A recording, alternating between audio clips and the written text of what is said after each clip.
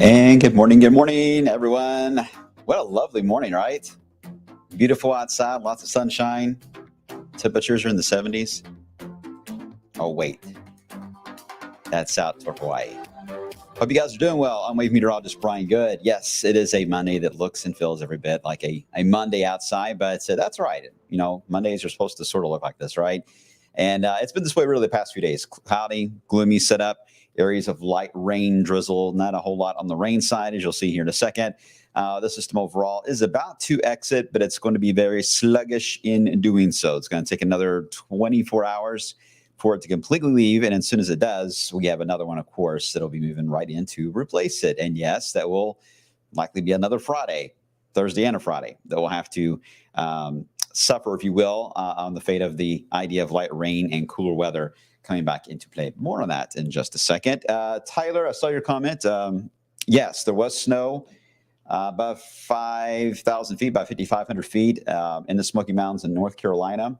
They did have snow. It's stuck there. It was a very pretty sight for the higher elevations there of the Appalachians. So pretty cool, right? Already a good sign to see that, at least in the higher elevations, the East Coast. We've already seen the West Coast. When you get in the East, then it gets a little more exciting, right? All right, a lot to talk about. Let me start actually with something a little different. For those of you that probably already at work, you're already aware of this, but if you're not, and say, for example, someone's already notified you about the closure there of 64 and 71, that ramp to get you to 65 South. Everyone merges at that point to get to the ramp. That takes you to the Jefferson Street downtown exit. Well, it's been closed now for about, I'd say almost an hour now. They had a truck that apparently just lost control there on that ramp. So they've got the truck out of the way. Now you can see them sweeping in there and cleaning up any fuel that's in the roadway, any debris or anything like that. They're trying to get that out of the way by putting the sand on the road and getting that cleaned off. That's going to take a bit of time, but that is the last phase before it reopens. So for those of you that are wondering about the traffic there, that's some good news. At least it will begin to open up very, very soon in that area. But a lot of people are late to work today. All right, let's do our countdown. I love these countdowns, right? Halloween, 15 days. 15 days, guys, and counting. We'll set our clocks back 20 days from now. Thanksgiving is 38, and Christmas, 70, or 69 days left of shopping to do. Well, technically, I guess 70, the way stores are usually open on Christmas Day now. But I haven't even started. Not even a single thing. Maybe small gifts for the dogs and the tortoise. That's about it. But they come first. They come first. All right. More on that, of course, the coming days and weeks ahead. We'll keep you updated. All right. There's a live look again of the ramp of 65 South for those trying to head into downtown Louisville. As I wanted to mention, here's the rain from Friday the 13th till today. This is the estimated radar coverage of rain. Just about everyone had some rain. I'm talking about raindrops. They got the ground wet for like a second. Anywhere you see a little bit lighter shade, or I should say a darker shade of green, that's where you're going to get a little closer to a 1/4 inch. And Louisville is one of those 1/4 inch areas that we had. So it wasn't very widespread, very blotchy. Not enough to change the drought status at all. But it does help. It does help when it comes to burn bans and everyone wanting to use fire pits when we get this cool weather. You know, we're right on the edge of getting into really danger setup there on fire danger if we don't get a decent amount of rainfall here in the next couple of weeks. So this is important. So this will at least get some of the leaves wet and everything to kind of tame down that threat for just a little longer. And we do have more rain coming, of course, later this week. So maybe that will help even more. At the moment, it's hard to even see the drizzle. It doesn't show up very well on radar, but you see the general trend of it moving north to south. That is going to continue for the rest of the day. This is actually part of a lobe that is spinning across a bigger area of low pressure. It's way up here into Maine. The parent is up here. This is the child. It's kind of just dipping across the Carolinas. You know what? There could even be another round of timing is the issue there for the snow in the Carolinas on higher elevations. We're getting into mid-morning now, so maybe tougher. But this is the next little lobe that if we were to get into the darkness of night tonight, maybe you could get a few more flakes out of that in the higher elevations. But this little lobe is going to take most of the moisture with it. So you're not going to see as much drizzle this afternoon as what we've seen so far for this morning, as it makes this little journey to the south and east. Unfortunately, the clouds, though, do stick around, and that it's going to be a little harder to see here, but you can see the general cloudiness. You may get a few hints of sun, especially the more north you are, where you're seeing the cloud cover trying to break up. But at this time of year and this type of setup, it is so cold aloft that as soon as you try to break out into some sunshine, a stratus deck will form and kind of fill in the gaps, and you're back to an overcast setup. So you've got to get rid of that moisture that's trapped just about a mile up in the atmosphere. And that'll happen in the next 24 hours. But again, it will be slow. It will be slow in happening. All right. So that's the good news on the short range. I mean, it's nothing major coming our way. You still got time to do stuff outside if you want to, just to deal with that annoying drizzle. There's future cast showing most of the moisture is out of here. Cloud cover holds on tonight. Overall, not a huge difference in temperature between day and night here. Once we get into Tuesday night and we start to break up the clouds, that's when it's becoming a race, because if we end up with, oh, wait a minute. Hold on. There you go. Hey, it's back open now. So the ramp from 6471 to 65 South is now back open. There's your breaking news alert there for you guys. All right. Just want to make sure you get that in. Okay, so Tuesday night, if the sky is clear in time, there is enough of a window. You can get perhaps a little bit of frost to form, but it's going to be down to the wire on this at around, say, 6, 7 a.m. on Wednesday. Do we clear out enough? Ooh, it's going to be close. It's going to be close, but it's possible. I don't think it's going to be a killing frost, but I do think some patchy frost possible is into Wednesday morning. We'll watch that and just see how fast the clouds can move out. Clouds usually are the toughest to get rid of around here. Then we bounce back to a nice middle of the week. The middle of the week is the new Saturday. Then we get into Thursday, late Wednesday here, but then Thursday. Here comes one wave coming through with rain coming back into the picture. This wave of rainfall is going to be a 1-2-parter. If you remember watching on Friday, I was talking about how there's a wave that I think was really the GFS was wanting to deposit, reference like a paratrooper kind of thing, but deposit a wave or low pressure into the Ohio Valley. And then there's a connecting point of a tropical-ish kind of feature in the southeast corner. And the two basically combine together to form one bigger low pressure. That is likely the storyline for later this week into this weekend.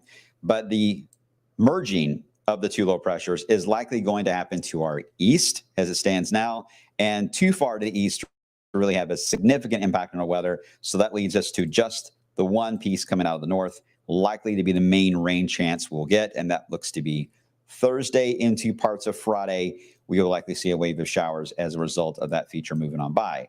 It is worth mentioning, though, that after they do meet up, here it is moving in on Thursday.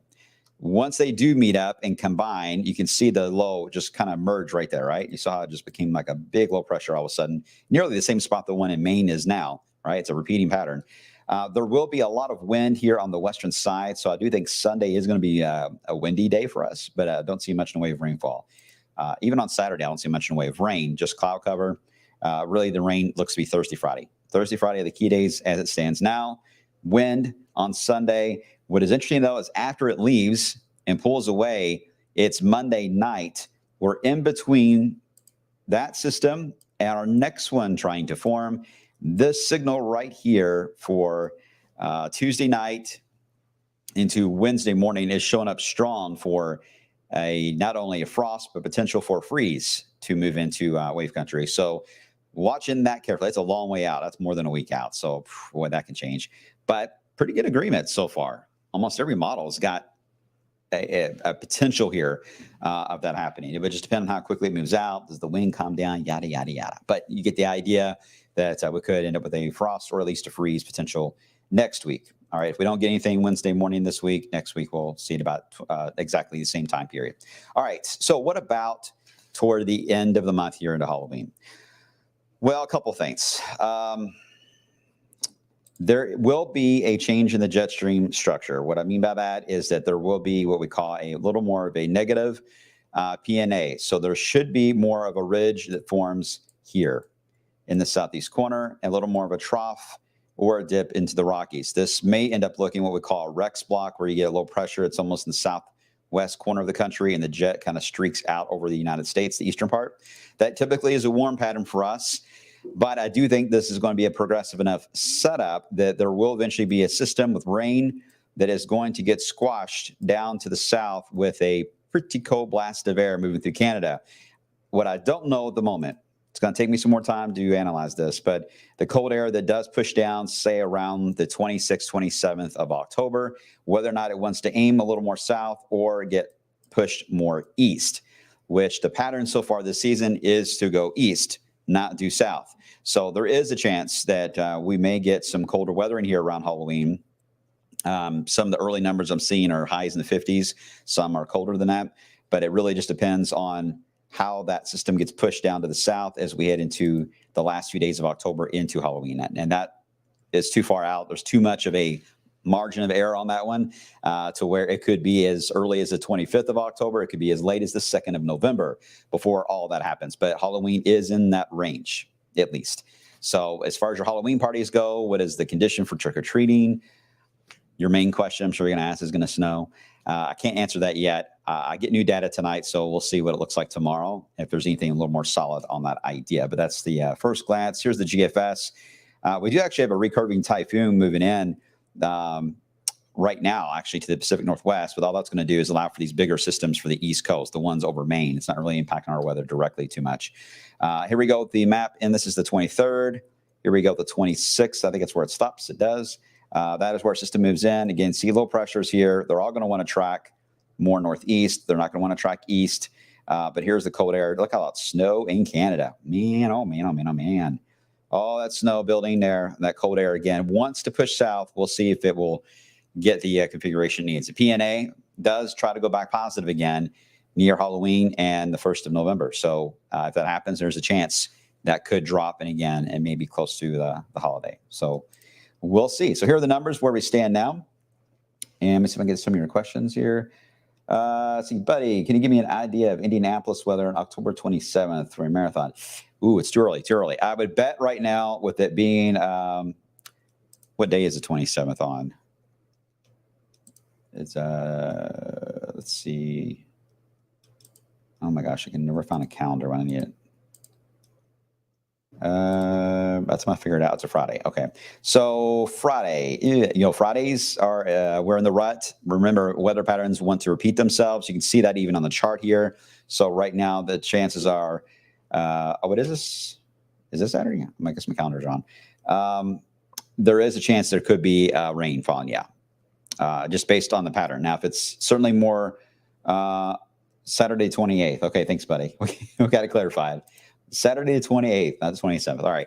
So yes, that Saturday, we would be probably at the end of a wave. So right now, I think it stands now. The rain chance would be higher on the 27th and the 28th. That's very early, buddy. So stay tuned. We'll keep you updated on that.